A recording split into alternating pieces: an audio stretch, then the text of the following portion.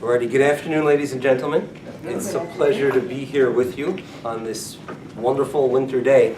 I have to announce, and it's with a heavy heart that I do so, but this is going to be the final class that we're going to have as either a breakfast or a lunch. We tried different models, and it seemed like neither of the two was really great, so we love you all, and we wish we could continue. But unfortunately, we're going to have to cease. That comes from management on top. Yes? Does that include Prime 10? No, the Thursday Lunch and Learn will continue as it always does in Prime 10. That refers specifically to this either breakfast or lunch and learn in the JCC on Wednesdays. They get quite a lot of people there. Yeah. Yeah. Okay, so Would Rabbi Burnham be alternating, or? no, I only do the Wednesday. So now that the Wednesday is done, I will need to find other ways how to fill my time. Okay. So yeah. Okay, excellent. So good afternoon. We are on our third, and this is the final class, exploring the book of Judges. And just for the sake of those that are here for the first time in this series, the book of Judges is part of the section of Tanakh known as the Nevi'im, the prophets. The first book in this section of the prophets is the book of Joshua, describing the Jews entering and conquering the land of Israel. And then the book of Judges explains the era, the time between the death of Joshua and when they got their first king, who was King Saul, which is related in the next book, in the book of Samuel. And these are leaders that were leaders of the Jews during difficult times. Very often crisis would force a leader to emerge. And the cycle, the way things always worked in the book of Judges, was that all the while the Jews remained faithful and loyal to their God, they were blessed with prosperity and peace. It was when they strayed from that path and they began pagan and idol worship, which, by the way, it's just fascinating. I want to ask you guys a question, if I may. How does this make any sense, the idea of idolatry? You go and you take a piece of wood and you carve some kind of form, or if you're a bit wealthier, you get some gold. For the first time in my life, and please don't judge me about this, it took me 3 years to get there, but for the first time in my life I went to the Detroit Institute of Arts this past Sunday with my wife and 5 children, and it was amazing. The paintings, the armor, my son loved seeing the full body armor weighing 80 pounds, what knights used to have to wear. It was not easy to be gallant back in the day, that's what we learned. Poor horse. The poor horse also. The Torah actually has prohibitions against causing pain to animals, right? You're actually obligated to alleviate. If an animal, the way the Torah puts that command is if you have an animal which was overloaded, overburdened, there's a mitzvah to go and lighten its burden, to take the pack off its back and stop its suffering. So you're right, the poor horse is definitely something there. But there are a good deal, if you visit the Africa section of the museum, a good deal of idols. Ancient idols that people used to worship. And to me, that what is perplexing and puzzling is that somebody made this idol, and then you believe it's divine, and you're going to worship it as a god? You created it. How can it be any greater than the maker? Fair question, right? So that's something that always troubled me about idolatry, and I had 2 possible explanations. Either the idea is that people believe that whatever they made represents, was symbolic of some spirit, of some force that had power. Either that, or very similar to that, was that they believed that it actually was like a receptacle. Once you made it, the spirit would enter, but obviously you weren't worshiping the stone or the wood or the gold that you just made. That can't be. So we digressed. We were talking about the idea of the cycle in the book of Judges. The Jews remained loyal to God, things were good. They strayed after pagan idols and enemies surrounding them, whether it was the Midianites, the Moabites, the Canaanites, and we're going to see today, particularly the Philistines, would come, invade, oppress. The Jews would turn to a man who would become, or a woman. Last week we focused on Deborah, one of the greatest Jewish female leaders of all time. And the leader would rally the troops, defeat the enemy, and bring the people closer to God. The leader would die. People would slowly drift astray. That's the cycle in the book of Judges. Last week, we focused on a judge. We first started with Deborah, and then we kind of quickly had to hurry through the ending, which was the judge named Gideon. And I want to finish up with the judge named Gideon, and then we're going to really explore the story of Samson, the mighty Samson, Superman of the Jewish people. That is fascinating. But we're going to first say a few ideas about Gideon. Now there was one point when Gideon was pleading and praying on behalf of the Jewish people. And he makes the following argument to God. This is what he says. He says, God, the Jewish people, story of the Torah portion this week, the Jewish people merited to leave Egypt. That was a country that never before had even one single slave managed to escape. And now they just marched out a few million strong. So he says to God, if the Jews who left Egypt were meritorious, and they left in their merit, they were deserving to leave Egypt, it means they were great people. Then please allow us to be saved in their merit. These were great people. If they deserved to leave Egypt, they were great people. They must have been meritorious, and we believe in the concept that if our ancestors, if our forebears did great deeds and performed great acts, then that merit helps us also. So he says, if they were really deserving, then they must have been meritorious. Please allow that merit to help save us. And he says, and if they weren't meritorious, if they didn't really deserve it and they were saved anyway, then save us too, because if they got a freebie, we deserve a freebie also. Again, that's like now that is an argumentative kind of prayer, and I want to just explore that for a moment. That idea, there's different kinds of prayers. There are supplications, there's the pleas, and then there's the forceful prayer. And you see that by Abraham. I believe Abraham was the one who originated that kind of prayer when he was praying for the people of Sodom. Sodom was a wicked city. Not very nice people. They believed in social Darwinism. If you couldn't make it on your own, then you deserve to die, because we want only the strong to survive. And Abraham was praying for this city. And he says to God, are you going to kill the entire city, the righteous with the wicked? Should not the judge of the whole world do justice? That is a very strongly worded prayer. Praying for the people of Sodom, but in a hard way. And that kind of prayer is something which has been used from time to time. I'm going to tell you a story. And the story is about a man named Rabbi Levi Yitzchak of Berdichev. Berdichev was a little village in the Ukraine, not far from Kiev. And he lived in the 1800s. And to this day, his burial place is revered. The local Ukrainians believe it to be a very holy and sacred site. My father visited the Ukraine, and he went to go visit the burial place of this Rabbi Levi Yitzchak of Berdichev. And it was right before Yom Kippur, and Rabbi Levi Yitzchak was preparing for the holy day. And he said, I'm going to model myself after our forefather Jacob. When Jacob met with his brother Esau, he prepared in 3 ways, we're told, for the meeting with Esau. His brother Esau wasn't so fond of him. He was worried about this reunion. How would it go? And he prepared in 3 ways. First of all, he sent over a very lavish gift. Herds and flocks of sheep and all different assorted animals. Number 2 is he prayed to God. Please save me. I have family and young children. Please save me from the hand of my brother. And he also prepared militarily, war. He split his camp into 2 separate camps so that if Esau comes, attacks one, he'll stand and fight, the other one will be saved. He prepared in 3 ways. And Rabbi Levi Yitzchak of Berdichev also said, I'm going to prepare for Yom Kippur in 3 ways. Prayer, he says, I'm ready. I am ready to fast. I am ready to pray. I will stand the entire day in synagogue and pray, not eat anything. I'm ready for that. And when he got ready for war, the reason why I tell you this story is he employed one of these warlike methods of prayer. Listen to what he says to God. He says to God, it's Yom Kippur. There are rules. God, you wrote the rules, right? One of the rules of Yom Kippur is that one is not allowed to write. It's one of the primary forbidden activities on both Shabbos and Yom Kippur is writing, forming words. So he says to God, one is not allowed to write. And we know that before you today, God, in this day of judgment, there are 2 books open. There's the book of life, and then there's the book of people who aren't going to be worthy to life.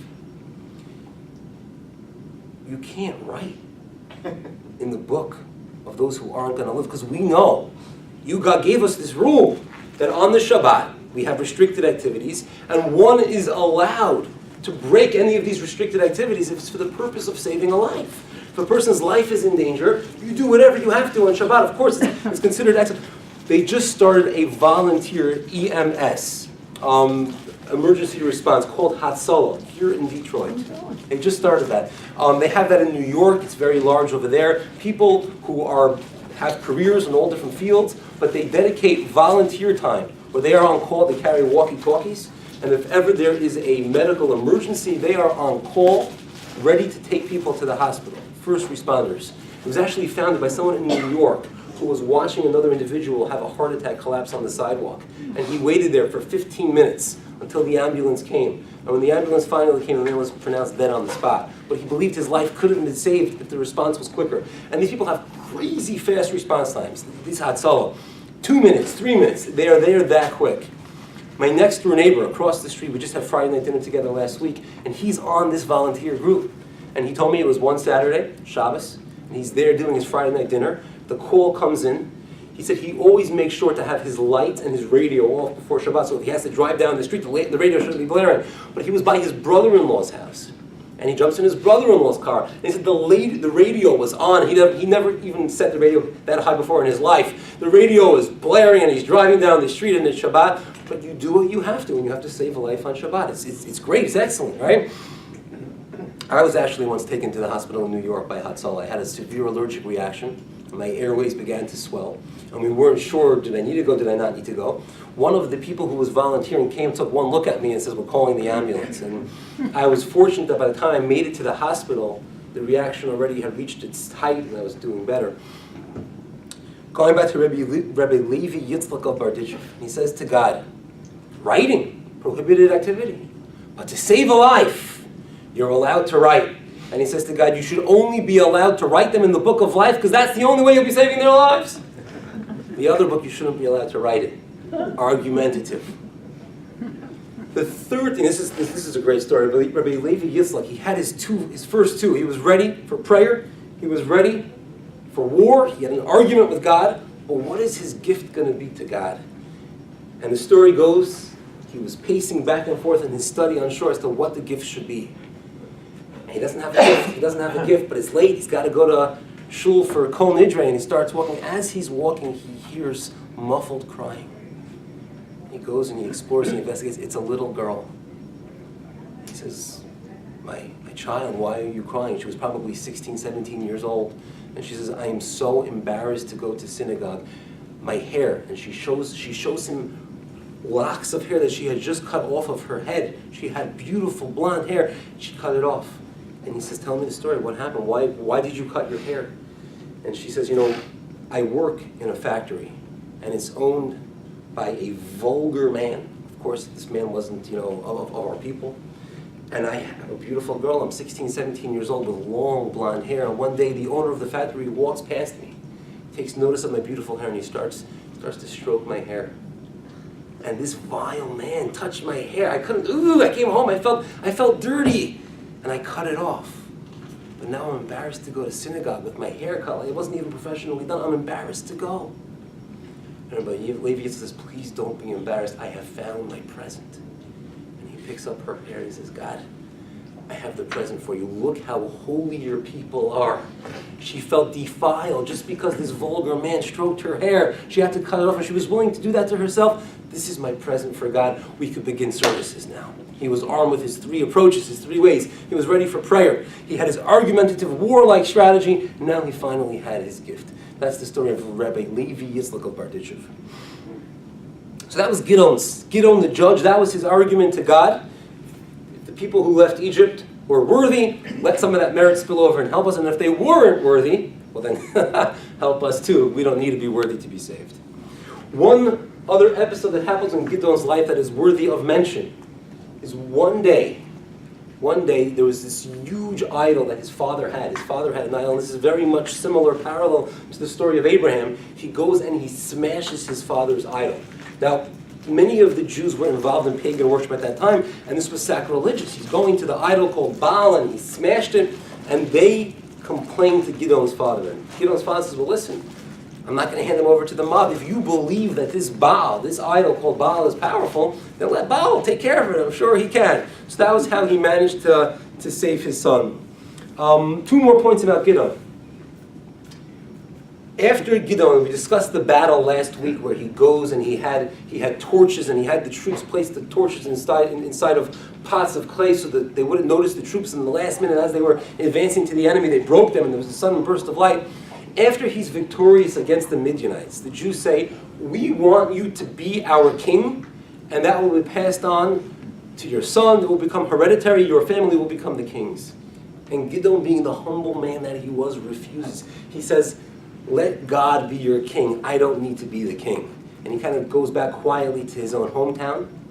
Some of the commentaries criticize him for going back to his hometown. He should have continued to circulate among Israel to give encouragement and make sure that people stay true to their faith. He goes back to his hometown. The scripture tells us that after he passes, now he was somebody who did a lot of good for the Jewish people. And he left behind a family. And we're told that the Jewish people kind of neglect his family, and they should have been kind to them, they should have been generous to them, and they were not. They forgot all of the good that Gideon had done for them. Complete lack of gratitude, which in Jewish terms is unforgivable. We're called Jews. The word Jews comes from the word Yehudim, Judim, which means to give thanks. That word also means modeh, to acknowledge, because the first stage of giving thanks is you first have to acknowledge that someone has done good for you. We sometimes do that, where we'll say, "Nah, he really did it for himself. He didn't mean it for me. She didn't mean it for me." We don't want to acknowledge that someone did something good for us, because then that forces us to be in this debt of gratitude. We're called Jews. We are a people who are meant to repay kindness with kindness. My father is a rabbi in a pretty large, for an Orthodox synagogue, it's very large. It has 450 families. It's in New York. The reason, by the way, why Orthodox synagogues are smaller is because the Orthodox need to live within walking distance of the synagogue, so you could have fewer people. And one of the things he once told me is that if somebody, as a rabbi, I once heard that if everybody in the synagogue likes you, it means you're probably not doing your job well. Right? If nobody likes you, you're not doing a good job either. And sometimes politics come up, and somebody will do something to him that's less than kind, and he'll say, "Chaim, I often ask myself, what good deed did I do for that person?" It's unfortunate, but sometimes human nature is that we don't want to feel a debt of gratitude, and there is this nature to repay kindness with the opposite of it. And I'll say, "What good deed did I do for that person?" He's got another thing that he does. This is funny. He says, if he ever wants, I was studying the ethics of our fathers with someone yesterday, the Pirkei Avot, and it teaches that you have to be very careful with private information. If you even, tell it to one person, it could easily spread. Be very careful with the secret, it says. And if he ever wants to get word out on something, what he'll do is he knows just the right people. He'll call them over and he'll say, "I have something very important to tell you, but please don't tell anyone." And he knows within a few days the word will spread, and everyone will hear about it, not officially from him, but through unofficial channels. So that's another practice that he has. Okay, we now can move to the story of Samson. In Hebrew it is Shimshon, and I want to go through with you the story behind the birth of Shimshon, and then kind of tell the story of his life. Now he is the 9th judge after Deborah. He's the 13th judge overall. He is very difficult to get a good handle on. We see him at some points being very righteous, devout. He's the leader of the Jewish people. And yet we're going to see some shady activities that he had been involved in. And I want to explore that shift with you. The main enemy of the Jews at that time were the Philistines. The Philistines were living on the western border of Israel, which is along the Mediterranean Sea. Gaza is one of their famous Philistine towns. Ashkelon, Ashdod, these are all Philistine towns that are in the western part of Israel. Someone just had an insight on Monday. I was studying the Torah portion with them. And it speaks about a western wind blowing away the locust swarm. One of the 10 plagues in Egypt was locust. Just saw in the Guinness Book of World Records, I was reading it with my children, that the single most destructive insect in the world is the desert locust of the Middle East, a small swarm. They define small as 50 million could consume, but you ever see an ant farm, right? There, 50 million locusts is a small swarm. It will consume as much food as 500 people will eat in a year. Wow. So we were talking about west. The the western part of Israel, and I was studying the plague of locust with an individual. And what I love about studying Torah with people is that very often, even people who are not that well familiar with studying, everyone has insights and ideas. And he said that he believes that the reason why the western wind is described as Ruach Yam, Yam is how you say west. There are two ways to say west in Hebrew. You could say Ma'arav, and you could also say Yam. And he said he believes the reason why Yam means west is because the western border of Israel is up against the Yam, the sea, right? So the Philistines lived along the western border of Israel, and they are going to be an issue, a problem. They were experts in manufacturing iron, weaponry of iron. We're told that Jews themselves sometimes had to go to the Philistines to get their farm equipment sharpened and better ready for use. And they are going to be a problem all the way into the times of King David and King Solomon. As a matter of fact, the first king of the Jewish people, King Saul, was killed in battle against the Philistines. So the Philistines are going to be a recurring problem for the Jews. Now, what's unique about Samson is that many of the other judges, the leaders of Israel during this era, when they would fight against the enemies, they would rally troops, form an army or a small militia, as in the case of Gideon. Only 300 people ended up fighting. They would rally troops, and they would fight, and they would win. They would win. We believe in miracles on the battlefield. The Torah believes in that.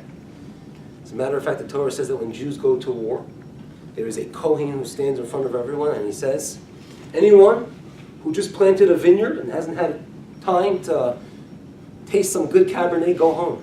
People will march. Anyone who got married recently, hasn't had sufficient time to be with their wife, go home.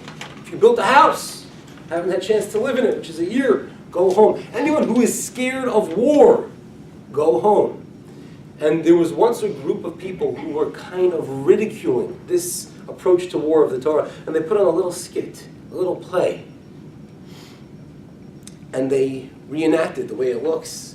And they announced some people go home, and a group of people went off stage. And by the time they were finished their announcements of who should go home, there were a few elderly Jews hobbling along, and they, of course, get killed and die. And look how foolish this approach to war is. And they came to the great sage, the Chaim, and they complained, we are being ridiculed.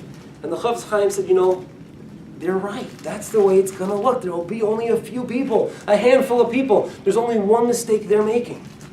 That handful of people are going to win. We don't believe that wars are won with the many or the mighty. God very much plays a role in them. So sometimes there would be a small militia, like in the case of Gideon, only 300. That was 300 against over 100,000 troops. But what's unique about Samson is that he was a lone soldier. He always went after the Philistines alone. And part of that plan was he wanted to make sure that the Philistines would never counterattack the Jews in mass. I work alone. Leave them be. If you have an issue, come to me. That was the approach of Samson. And he also, we're going to find, he got involved, he kind of infiltrated the Philistine world. He married Philistine women. We're going to see that. So that's what's unique about Samson. One more point about Samson. Now we're going to read this in the text. Samson was known as a Nazir, a Nazirite. And that is a section in the Torah taught to us in the book of Numbers. And there it says that a person could take a vow. A man or a woman could say, I want to take a vow that I will become a Nazir. A Nazir is someone who is forbidden from drinking wine. He's not allowed to ever imbibe or indulge in drinking wine. He's not even allowed to eat grapes. He has to keep a far distance from wine. He's never allowed to come in contact with the deceased. And he's not allowed to cut his hair. Those are the restrictions of a Nazirite. As a matter of fact, in Judaism, we don't believe in depriving ourselves of the pleasures of this world. If God gave us wine, we're meant to enjoy it. Intimacy of marriage is a beautiful, wonderful thing. We're meant to enjoy that too. There's something very holy and special about that. A Nazirite, when they decline to drink wine, and the minimum period of time for a Nazirite is 30 days. We're going to see Samson was a Nazirite for life. But the minimum amount is 30 days. When they finish that process, they need to bring an offering for atonement because you deprived yourself. God God says to the person, I created a beautiful world, and for whatever reason you felt a need for at least temporarily to abstain. But that's not the ideal, and therefore you need to bring an atonement, an offering for atonement after the Nazirite process has been completed. The story is told of someone known as Shimon HaTzadik. He was one of the high priests during the Second Temple era. And he always was suspect of a Nazirite, that you were doing it for the wrong reasons. Perhaps you were trying to, because again, we're talking about somebody who's abstaining from worldly pleasures, which is not a Jewish ideal. And he thought people were sometimes doing it for self-aggrandizement, wanting to show how righteous you are, how good you are. And he would always refrain from partaking in the festivities, in the banquet that they would make at the conclusion, culmination of a Nazirite period. He said, I would never eat from anyone's party there. And there was one exception. And he comes and he sees a Nazirite and he says, young man, what motivated you to be a Nazirite? And he had his own very unique answer. He says, one day I was standing by a stream and I saw my reflection in the water and I saw my beautiful hair. There were periods in time where like long hair, men had very long hair. Now that's a little bit less in vogue, but there are cycles. Every fashion has a style. If you hang on to clothing long enough, it will come back in style. So he had very long hair and he was looking at his reflection and he said, wow, that's some good-looking guy I see in the water, right? And then his evil inclination was swelling up inside and giving him all kinds of ideas, what he should do with his good looks.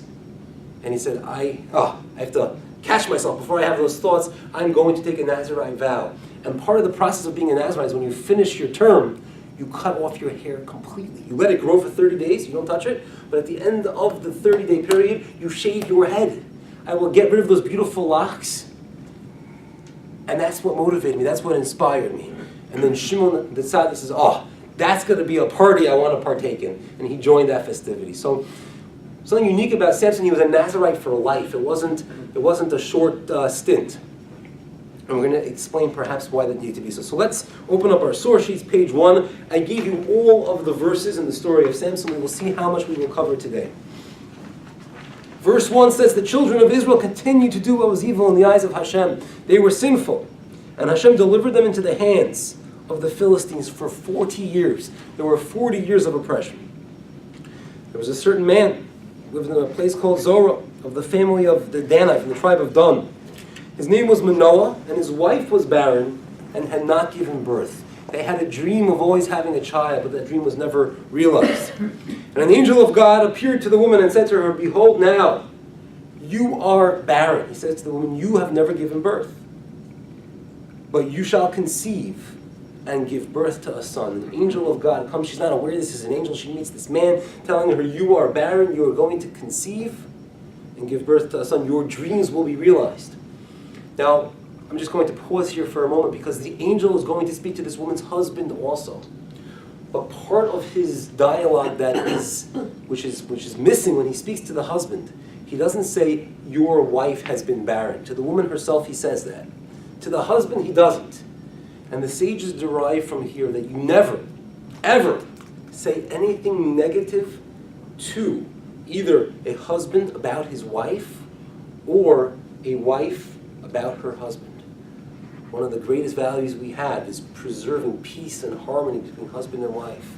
And you're only meant to compliment someone and say, wow, what a wonderful wife you have. What a wonderful husband you have. Something negative is completely off limits. Even for him to state a fact that was obvious that he already knew. Your wife is barren. When he speaks to her, he mentions that. When he speaks to him, he deletes that. He leaves it out. We're going to continue with verse 4. So he says to her, you will have a son, but be careful not to drink wine or aged wine, and not to eat anything that is ritually impure, that is contaminated. Bless you. 2 points here. First of all, another lesson, a valuable lesson. She, the mother, is going to have some of the Nazirite restrictions, which is the only case of a Nazirite where the pregnant mother, he's telling her, you will conceive, and when you are pregnant with this baby, it's important that you don't drink any wine while you are pregnant. Doctors will probably tell you the same thing today, that it's good for a pregnant woman not to drink too much wine. But that wasn't why she was told to abstain from wine. That the sanctity of this boy needs to be preserved while he is still a fetus. You mustn't drink any wine.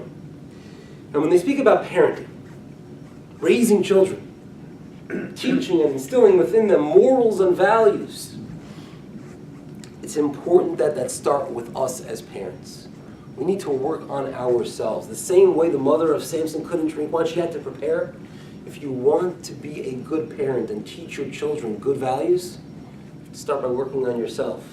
Because of what value is it if you tell your child, anger management is a good thing, and then you blow up and you lose your temper, right? If you want to instill values, you will do best by leading by example, not by words. And that's a lesson that we learn from here. That's number one. Number two, what I want to share with you is as follows. The idea of, the angel says to her, do not eat contaminated foods. In Judaism, we have a concept of ritual, purity, and impurity. The word for ritual and purity is tameh, ritually impure. What makes something ritually impure? So I'll give you a few examples of things that are ritually impure, and we'll see if we can find a common denominator between them all.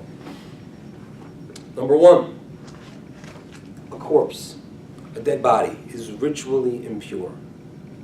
And therefore, a Kohen is not allowed to come in contact with a dead body, except for 7 close relatives that he has. But that's why a Kohen will sometimes not even go into a funeral hall, because under the same roof is also a problem. They'll stand outside.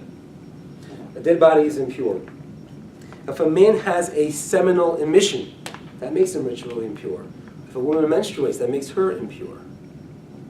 If a woman gives birth to a baby boy, she is ritually impure for 33 days. If she gives birth to a girl, she's impure for 66 days. Let me explain. This sounds perplexing. The concept of impurity is when there was great potential, when there was capability, and now that potential is lost. Now there's a void. And that void, that vacuum, is where the ritual impurity comes in. There's nothing greater. There's no greater potential and capacity than life itself. When a person dies, they no longer have that capacity to accomplish and do. And there's a void. And that's perhaps the strongest kind of ritual impurity, a dead body. When a man has a seminal emission, that could have been used to bring life into the world. Similarly, when a woman's cycle, there's a buildup in the uterus to be able to conceive, and it doesn't happen. Lack of potential. When she is pregnant, she contains life within her own body. Not only is she alive, she can feel it moving around. It's one of the coolest, craziest things. When a woman is pregnant, you feel life inside of her. Now that life leaves her body, there's a void. What's the difference between boy and girl? Because when she contains a boy, that fetus, that life inside of her is not capable of itself containing another life. If she's pregnant with a girl, she has within her a life that could also hold another life. And that's why it's even more days of ritual impurity. So that's the idea of ritual impurity called tumah, which means when there was potential, which has not been actualized or fulfilled, there's a void, and that's how ritual impurity enters. And she is told you must not come in contact, you must not eat anything which is contaminated, meaning ritually contaminated. It's not referring to E. coli, which we had, by the way. There was an E. coli breakout with romaine lettuce. You remember, you heard about this? Mm-hmm. And I believe that the issue has been resolved and we're allowed to eat romaine lettuce again, which I was very happy about. That hit me hard, because let me explain something. One of the things that I'm very careful about in the laws of kosher is never to eat insects. And therefore, when I eat romaine lettuce, I literally, first I take the head of romaine lettuce, and I cut off the bottom part. And then I spread out the leaves in a basin of water, and I soak it for about 5 minutes. I agitate it around. I pull all the leaves. I spin them. They have called a lettuce spinner, and you spin it so that it stays dry and will last in the fridge. And then I check each leaf, either to the sunlight, I hold it up to make sure there's no bug on it, or my mom got me this really cool light that you plug in, and and you can really see through each leaf. I had just checked 3 heads of romaine lettuce, and I believe the scare came out on a Friday. So I was all ready for Shabbat. I had my romaine lettuce leaves wrapped in paper towels in the fridge, and I was ready to go. I love salad, I'm not like a real guy. I like salad and fruit and, vegetables. And then I hear that I got to throw out the whole thing because it might have E. coli, and I did, and I had to go buy spinach. But that's an important thing, is not eating bugs. Be careful to never eat bugs. How are you with broccoli? So broccoli, I'm concerned. What I do, Same thing? Somewhat concerned about broccoli. What I'll do is I'll use broccoli in a soup, and then when I puree it, one of the rules of kosher is that if you have a bug, right, there's a concept. Let's say you're cooking a huge pot of chicken soup, and 1 drop of milk falls in, right? So that's milk and meat, milk and chicken. If you only have 1 drop, if you have 60 times the quantity of that 1 drop that fell in, it's still kosher. Everything's going to be okay. However, an insect, because it was a live creature and it's whole, it will never be nullified. Even if you have 1,000 times it, it's a problem. But if it's no longer whole, then it's okay. Then it could be nullified if you have 60 times it. So when I have broccoli, I'll put it in a soup, and I don't know for sure there are insects in the broccoli. I'm concerned, so I don't like to eat it fresh. But if I puree the soup, then I'm relying on that maybe there's no bug there at all, and maybe if there was a bug, it got in my hand blender. It got into little pieces. So broccoli, that's my approach with broccoli. Alrighty, excellent. I did not think we were going to talk about broccoli today. That was not on. Let us move on. We are on to verse 5. This is again the angel is speaking to the mother of Samson. For you shall conceive and give birth to a son. Another law that will relate to the son. A razor shall not come upon his head. A Nazarite is not allowed to cut their hair.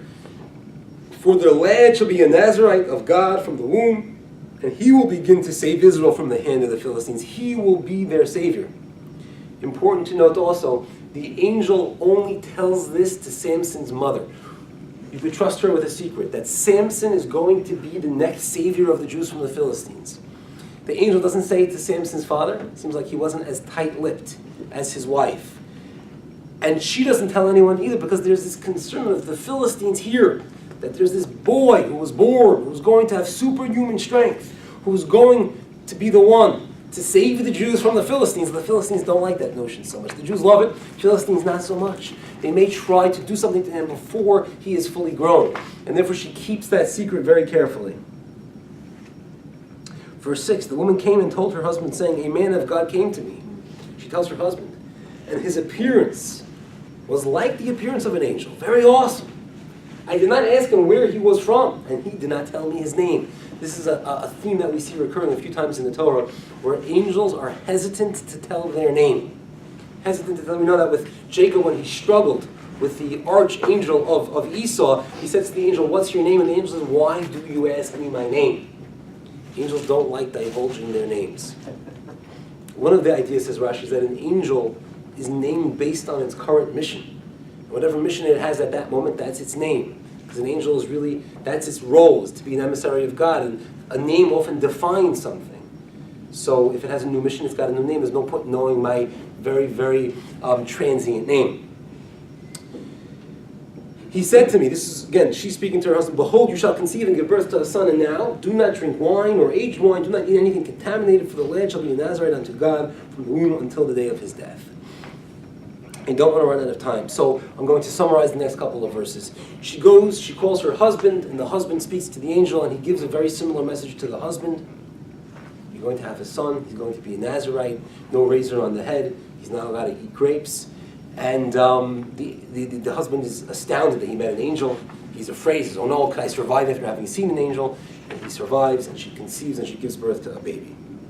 They name him Shimshon. What is the significance? Samson is the English way of saying it. Shimshon is the Hebrew way of saying it. As a matter of fact, in the second floor of the DIA, there is a portrait, a painting of both Samson and his last wife, the one who will turn him into the Philistines. Delilah was her name. And there's a portrait on the second floor of Samson and Delilah.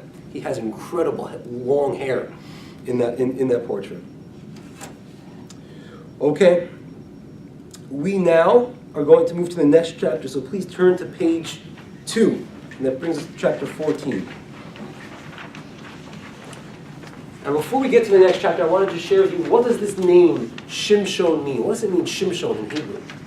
And there are two explanations given. How do you say the sun in Hebrew? Shemesh. And the idea is that Shimshon was like the sun. The sun can be very kind. The warmth of the sun can warm you up on a cold day. As a matter of fact, they say that if you are jet lagged, exposure to sunlight is supposed to cure your jet lag more quickly. The sun could be very kind, but at times it could also be very harsh and unforgiving, relentless. Imagine trying to hike down the desert path and the sun is beating down on you mercilessly. And Shimshon was like the sun. To the Jews, to his people, he was very, very kind. But to the invading force, to the Philistines, who were trying to rule the land of Israel unjustly, he was very cruel. In that way, he was like the sun. That's one explanation of his name. He was like the Shemesh.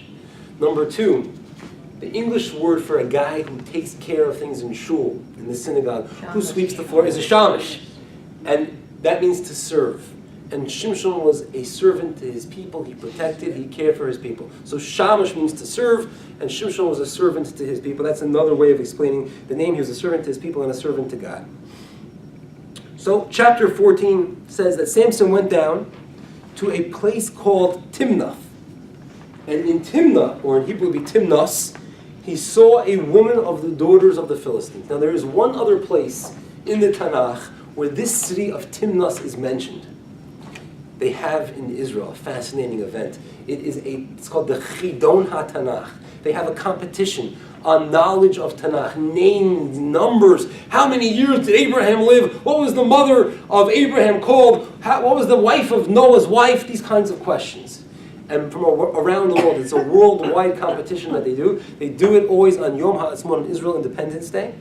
And the Prime Minister of Israel is present. This is like a really big deal in Israel. And that's the kind of question they would ask you. They would say, in which two places in Tanakh is the city of Timnas mentioned? And one place is right here where it says that Samson went down to Timnas. The other place is in the story of Judah. The story of Judah interrupts the Joseph narrative, the story of Joseph being sold by his brothers. And it says that Judah went up to Timnath. He went up. The question is that here Samson's going down. Is Timnath on a high elevation? Is it a low elevation? And the commentaries explain that it is smack dab in the middle of a mountain slope. So depending on where you come from one end you have to go up, the other end you have to go down. So that's the other place in Tanakh where this city of Timnath is mentioned. And Samson goes, and he saw a woman of the daughters of the Philistines. He went up, he told his father and mother, and he said, I have seen a woman in Timnath of the daughters of the Philistines, now take her for me as a wife. He wants to marry a Philistine girl.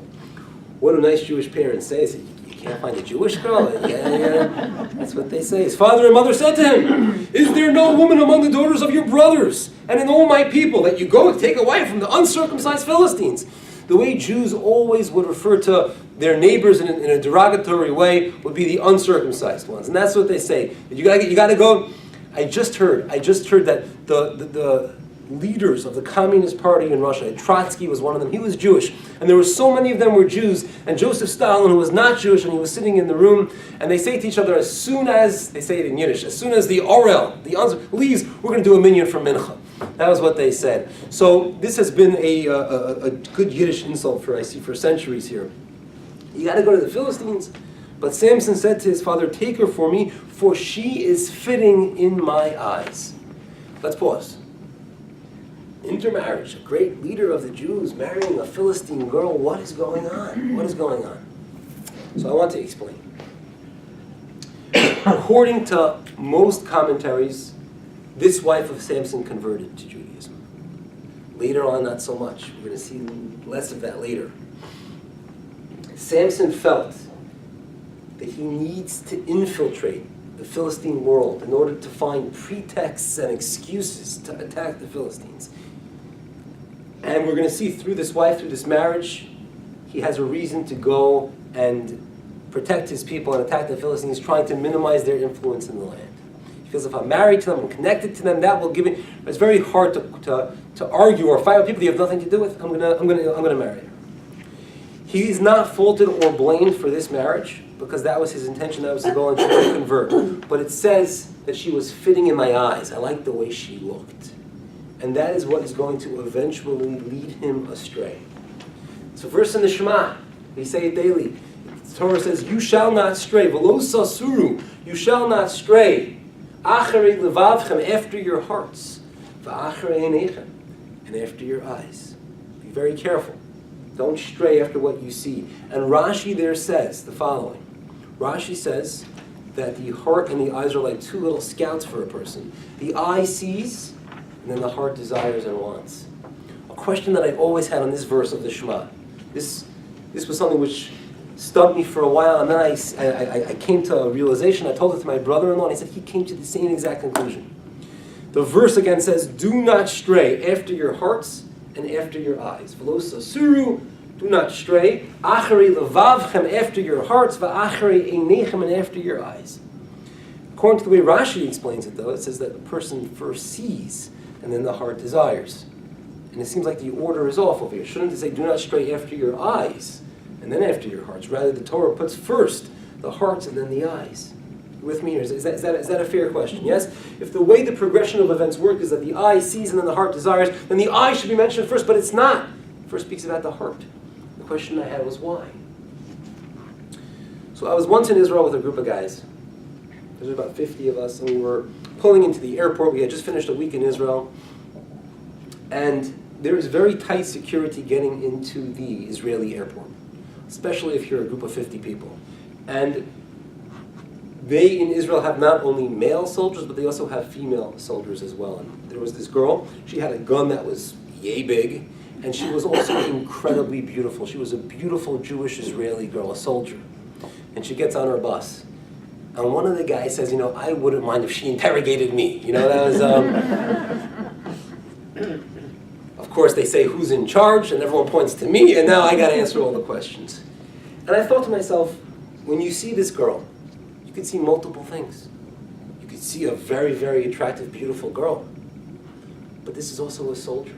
This is a person who is putting her life on the line every single day to protect you, that when you come to the airport, you can fly out safely.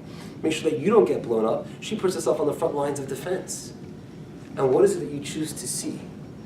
And therefore the heart will first determine, what do you feel?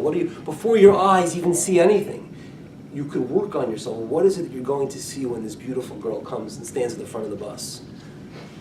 That's why I think the Shema says, do not stray after your hearts, because first the heart will determine what it is that you'll see, and then it comes before your eyes, and then the eyes will perceive it. Isn't heart mind? I don't think that's your heart. Heart is... In many contexts. What's that? In many contexts, it means your So mind. in Judaism, we believe that a heart is synonymous with desire, emotion. The heart is the emotion, the desire. The mind is the intellect. I heard this from a cantor in Temple, Israel, Michael Smolesh. Anyone here familiar with Michael Smolesh? Yeah. So he's great. I like Michael Smolesh. I watched one of his speeches once, and he told a joke. He said that there was a rabbi who lived a very long life, and then after a long life, he gets to heaven. And in heaven, he was expecting a very warm welcome, because he was a rabbi all his years, guiding the flock of the people, and they put him like in the back row in heaven. And he was expecting much more. It was just like a few angels who escorted him in, and he's there for a few hours, and all of a sudden they're rolling out the red carpet. They're getting the 18-piece band, right? Some dignitary must be coming to heaven, and he's wondering, who could this be? And it was an Israeli bus driver. And he turns to the guy and says, God, I'm a rabbi my whole life. I've been giving sermons and speeches, inspiring and guiding. Here's a bus driver. The angels are going out in the droves to welcome him. Why is this fair? And God says to the Rabbi, when you did your job, people, they went to sleep. When he did his, they prayed. Anyway, what I heard from Michael Smolesh was that he grew a beard. He grew a beard. And he was asked by many people, why did you grow a beard? And he said that he studied in the Kabbalah. And this is very authentic, that the goal of life as a Jew is to have the mind control the emotion. To be in control of what you feel, your passions and desires. And the mind is in the head. And that's the idea of the beard, that it serves as this conduit to help the mind overcome the heart. That was what he explained. So in Judaism, the heart is very much about with a person's lust, desires, and emotions. And the mind is the intellect. And that's what the mind is, the intelligence. I am running out of time, so let me do a brief summary of the story of Samson. So Samson marries this Philistine woman. He uses that as a pretext to attack the Philistines because he tells a group of guys a riddle, and he says, let's make a little bet over here. If you come up with the solution, then I will reward you handsomely, and if you can't come up with the solution, then you will pay me. And they could not come up with the solution, but they threaten his wife. The Philistines threaten one of their own, and they say, if you don't get him to tell you the answer, we're going to kill you and your family. And she cajoles, and she whines, and she finally gets it out of him, and she tells them. Now Samson knew that what they did, and he goes and he uses that as a pretext to attack them. Also during the life of Samson, one of the things that he would do, he would use foxes to spread fire among the Philistine crops and and kind of destroy their crops. They weren't so, they didn't like that very much, and they came after him, and he uses the jawbone of a donkey, and just with that he's able to kill 1,000 of their troops. Eventually, he marries a Philistine girl by the name of Delilah. And it's even possible that the Philistines kind of sent her his way to kind of win him over. And he marries her. And she is tasked with finding out the secret behind Samson's superhuman strength. And that came from the fact that he was a Nazirite. Nazirite doesn't cut his hair. And she says, Samson, please tell me the secret behind your strength. And the Philistines are in the ready. They're ready to pounce. And he says, if you tie me with this kind of rope, then I won't be. If you tie me, and nothing, as soon as she would tie him up with the ropes, then he would fall asleep. And she would say, Samson, the Philistines are here. And he would say, what? He would break the ropes, And it wasn't working. And then finally she would plead and plead. And then finally he told her, if you were to cut my hair, I would lose my strength. And she right away, even though he had deceived her a number of times, she right away knows that he's telling the truth. And the Talmud says, sometimes when a person is telling you the truth, you could just sense it, you know it. That's how she knew. And when he goes to sleep, she cuts his hair. She first called all the Philistines to surround the house. She cuts his hair, and they pounce on him, and he doesn't have his strength. And they imprison him, and they torture him.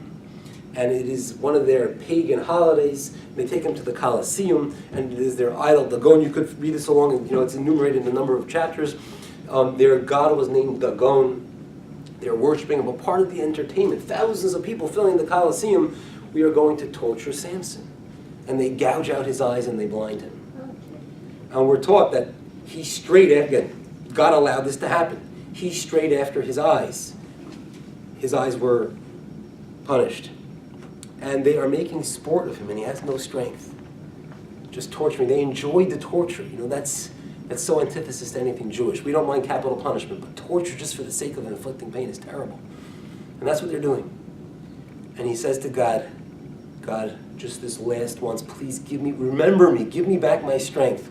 And they had him tied. They had, very often when they torture people, both of his arms were tied. They tied him to the two main columns, holding up the entire Colosseum. He says, God, please give me back my strength. And God does. He answers his prayer. He gives him back his strength. His hair has started to grow back. It wasn't really his hair that was the secret, but it really was his allegiance to God. Once he fell for a Philistine woman to the point where he gave over his secret to her, that means that he fell in ill terms with God. But now he repented. His hair starts to grow back, and God gives him back his strength. And he says, let my soul die with the Philistines. Tamut nafshi im plishtim. Let my soul die together with them. And he yanks on these two columns, and he takes down the entire building. Thousands of people who were there just to enjoy the spectacle of him being tortured. And to a certain extent, when they're present, worshiping their god Dagon, ridiculing the God of the Jews, saying, Samson, where's your God now, huh? This was considered a Kiddush Hashem, a sanctification of God's name, that Samson was able to show, no, the God of the Jews is still here, giving me back my miraculous superhuman strength. And he was able to take down more enemies of the Jews in that one moment than he did the rest of his life. And that is the end of Samson. And that phrase is used in the Talmud again and again, where a person is willing to sacrifice themselves. Tamut nafshi im plishtim, let me go down with them. And that is how he spent the last breath of his life. He ruled the Jews for 20 years. He was the leader of the Jewish people, and they went on afterward to their next leader. So that is the story of Samson. I thank you all for coming today, and I wish you all a wonderful rest of your day. Be well.